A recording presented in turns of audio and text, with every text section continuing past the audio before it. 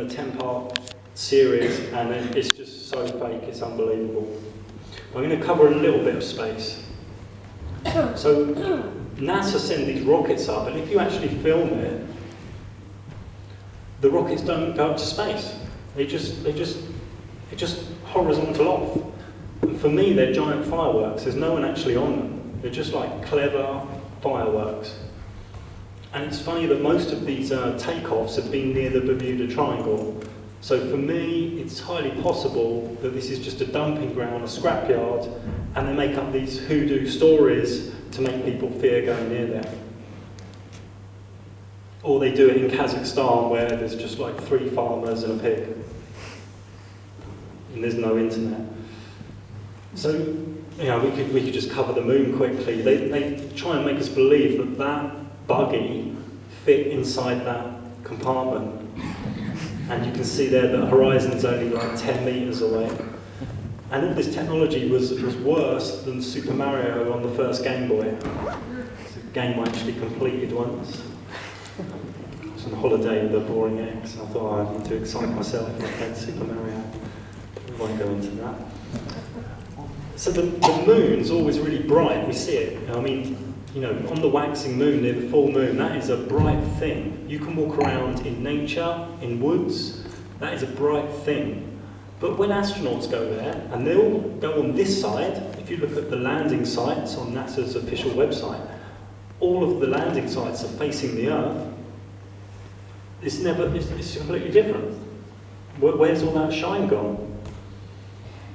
And you can look at crazy stories like this, like how did this turn into this, then back into this?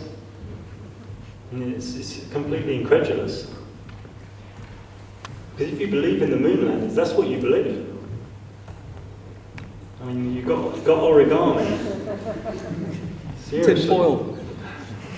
Isn't it? Foil. You know where they got the term tin foil from? Because, you know, most people who are open-minded who believe, you know, who vote, you know, in this thing, they'll say, oh, you go back and you wear your tin foil hat. But that came from, you know, from the Apollo moon lander, wasn't it? You know, that was wrapped in tin foil.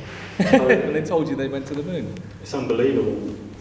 And these are the guys, they say, went to the moon. They pioneered humanity. They did a massive experience. I mean, this is their first press conference after they went to the moon. I mean, if you look at their faces and their body language, it looks to me like, okay, Stanley Kubrick filmed this in Hollywood.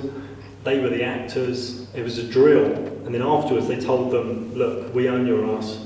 This isn't a drill. We're going to put this out as being real. And they threatened them. I mean, their body language there isn't very good. It doesn't look like they've just, you know, been to the moon and got back. Tricky Dicky, he phoned up the moon, live. He actually phoned them up, 238,000 miles away. How you doing? Like 2-second delay. I go into the woods, I can't get reception. What's going on? This doesn't add up. Now, if they went to the moon in the 60s, 70s, by now there would be a hotel there for, you know, rich people, the capitalism winners, and there would be a bundle of webcams where we could all hook on to one of the 100 webcams, look back at the Earth, look across the moon. None of this exists. If they went to the moon, why haven't they gone back? Let's see if you guys can work out the problem with these 2 official NASA images. Both official images. Have a little think. Creates a big problem.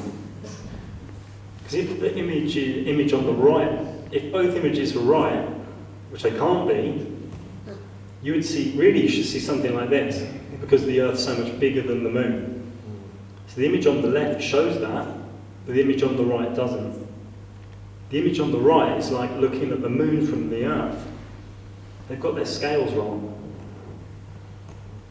And of course, the Challenger disaster. These guys are still alive. They're still walking around. Now for me, they decommissioned the shuttle because at the same time everyone's getting the internet in the house.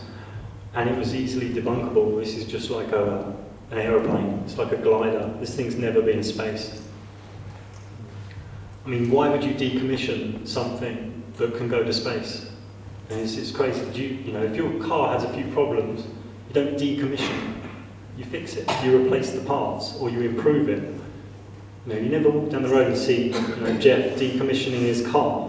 Why are you doing that? Well, it's a bit broken. It's just all nonsense. Now, see if you can work out the problem with this image. I'll give you a few seconds. You know, who took the photo? Because we're so visual, humans are so visual, we're in the image. We don't step back and think about the image, we're in the image. Because the eye just takes in the information and fires it to the brain. And then we go through our brain and go, what is that? Oh, it's a space, it's Earth.